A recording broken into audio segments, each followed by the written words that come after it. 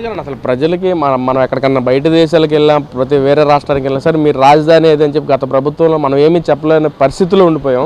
మరి ఈ రోజున ఒకే రాజధాని అమరావతి అని చెప్పి గవర్నర్ నుంచి ఆమోదం పలికిన ఒక బిల్లు రావటం, లేదా కోర్టు నుంచి కూడా అమరావతి ఏకైక రాజధాని అని చెప్పి ఒక గ్రీవెన్స్ దానిలో బిల్లు రావటం ఎలా చూడొచ్చు అంటారు? అసలు ముఖ్యంగా ఏదైతే పార్లమెంట్లో ప్రవేశపెడుతున్నారో అమరావతి రాజధాని మీద చట్టం చేస్తున్నారో ఆంధ్రప్రదేశ్ ప్రజలందరం కూడా గర్వపడుతున్నాం, సంతోషిస్తున్నాం. ఎందుకంటే ఇలాంటి నిష్ట దరిద్రమైన ప్రభుత్వాలు, వైసీపీ లాంటి ప్రభుత్వాలు, అలాంటి పార్టీలు ఎక్కడా పుట్టకూడదు, ఇంకెక్కడా రాకూడదు. ఒకవేళ అలాంటి పుట్టుకొచ్చినా సరే రాజధాని మీద ఎవడు కన్ను కానీ చెయ్యి కానీ వేయడానికి వీల్లేదని ఈరోజు చట్టం చేస్తుంది. ముఖ్యంగా కేంద్ర ప్రభుత్వానికి మేము ధన్యవాదాలు చెప్తున్నాము.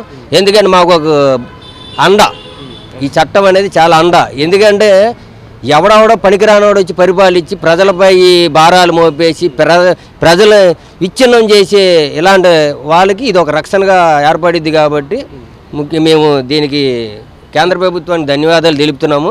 రాజధాని అనేది 5 కోట్ల మంది ప్రజలకు ఉపయోగపడేది. దాన్ని ఎందుకు అంత పెద్ద రాజధాని ఎందుకు, చిన్నది సరిపోయిద్ది కదా. ఇద్దరు మొగుడు పిల్లలు ఉండడానికే తాడేపల్లిలో 100 కోట్ల రూపాయలు ప్యాలెస్ కట్టుకున్నాం. మరి మీ నాయకుడు మన అంబటి రాంబాబు గారి మాటలో నేను విన్నాను కాబట్టి చెప్తున్నాను. అసలు అంబటి రాంబాబు అనే వ్యక్తి రాజకీయ నాయకుడికి అనర్హుడు. అలాంటి వాడిని తీసుకెళ్లి మంత్రిని చేశాడు. మరి గత ప్రభుత్వం 150 సీట్లు గెలిపించారు కదా వైసీపీకి. సిగ్గేసన్నా, ఇప్పుడు సిగ్గేసేగా మానిపించాము. ఇప్పుడు సిగ్గేసింది, మాకు భయం వేసింది. అప్పుడు గెలిపించామంటే రాజశేఖర రెడ్డి కొడుకు అని ప్రజలందరూ ఓట్లు వేసాం. రాజశేఖర రెడ్డి కొడుకు పోనే తండ్రి లేని పిల్లాడు, లేకపోతే పాపం జగన్మోహన్ రెడ్డి కన్నా ముందు వాళ్ళ చెల్లిని చూసి ఓట్లు వేసామన్నా. పాపం ఆడపిల్ల రోడ్డు మీద తిరుగుతుంది, ఆ విజయమ్మ రోడ్ల మీద తిరుగుతుంది. పాపం వాళ్ళ కుటుంబాన్ని ప్రజలందరూ అండగా ఉన్నామని బంపర్ మెజారిటీ 51 సీట్లు 151 సీట్లు ఇచ్చామన్నా. ఇచ్చినందుకు ప్రజల్ని భూమిలోకి దొక్కేశాడు, మామూలుగా కాదు. మరి 2029లో నేనే గెలుస్తాను, వైసీపీ పార్టీ విజయడంకం మోగిస్తుంది, ఎవరైతే మా పార్టీ వాళ్ళని ఇచ్చేసారో వాళ్ళందరినీ అడగపత్తాలను తొక్కేస్తాను, పేకలకు వస్తాను, రప్ప డైలాగులు వేస్తాను కదా. మరి వేస్తారన్న, ఎందుకంటే మళ్ళీ వాళ్ళు గవర్నమెంట్ వస్తే రఫ్ అనే 5 సంవత్సరాలు ప్రజలు మామూలుగా ఉంచారేంటన్నా. అడిగినోని రఫ చేయలేదు, ఎవరిని అడిగితే ఆయన చంపేయలేదు, ఎవరిని అడిగితే ఆయన కొట్టలేదు. మరి వాళ్ళు చేసేది రఫ అంతకు 2 రఫ చేస్తారు మళ్ళీ ప్రజల్ని. మళ్ళీ వాళ్ళు గవర్నమెంట్ వస్తే ఇంకా వాళ్ళకి ఓట్లు వేస్తాం మేము. ఇంకా రాదన్నా, వాళ్ళు ప్రజల్లోకి వచ్చి. ముఖ్యంగా నేను ఒకటి చెప్తున్నాను, మేము మీడియా సోదరులకి మేము ఒకటే చెప్తున్నామన్నా, ముందు వైసీపీ వాళ్ళని మీరు బాయ్కాట్ చేయాలన్నా.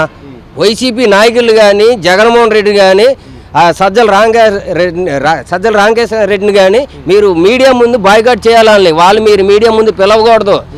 మీరు పిలిచినారంటే మీరు మీడియా వాళ్ళు ప్రోత్సహించినట్టే. మీరు ఒక దుర్మార్గులకి స్మగ్లర్లకి దోపిడీదారులకి మీరు ప్రచారం చేస్తున్నారన్న. ముందు వాళ్ళకి మీరు మీడియా ప్రొవైడ్ చేయకూడదు.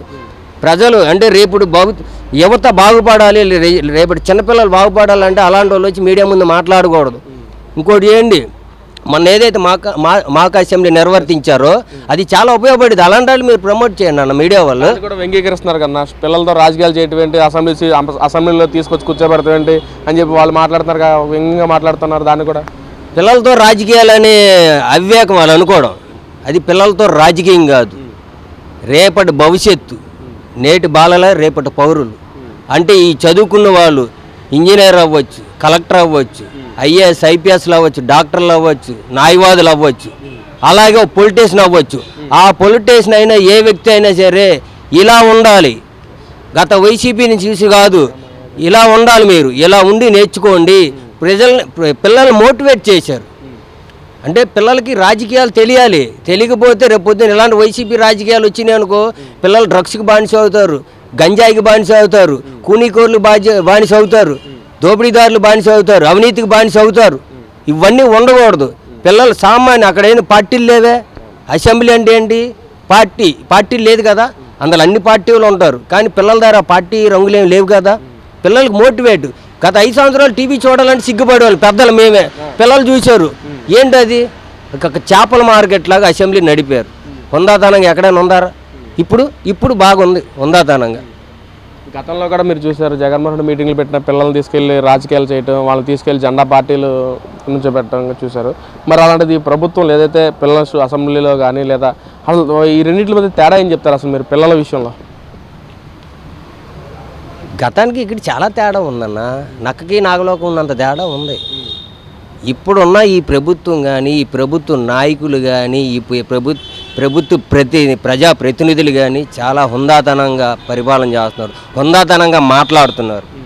హుందాతనం అంటే నాయకుడు అనే వ్యక్తి ఏ రకంగా మాట్లాడతారో కింద క్యాడరు అలాగే ఉంటారు. గతంలో ఇదే జగన్మోహన్ రెడ్డి గారి వైసీపీ ప్రభుత్వంలో స్కూల్ పిల్లలు తీసుకెళ్ళి జగన్మామయ్య అని జెండాలు మోపించి జగన్మామయ్య అని పాటలు పాడించుకొని స్టేజి పైన జగన్మామయ్య అని పొగిడించుకునే వ్యక్తి. కానీ ఇప్పుడు ఈ ప్రభుత్వంలో ఏం జరుగుతుంది? పిల్లలకి పార్టీ రంగులు ఉండకూడదు, వాళ్ళకి ద్వేషాలు ఉండకూడదు, ముందు వాళ్ళు ఎడ్యుకేషన్ పైన నారా లోకేష్ గారు చేసింది మాత్రం పిల్లల్లో యావత్తు ఒక ఆంధ్రప్రదేశ్ కాదు ప్రపంచం ప్రతి ఒక్కరు కూడా అలాంటి విద్యాశాఖ మంత్రి కావాలని కోరుకుంటారు.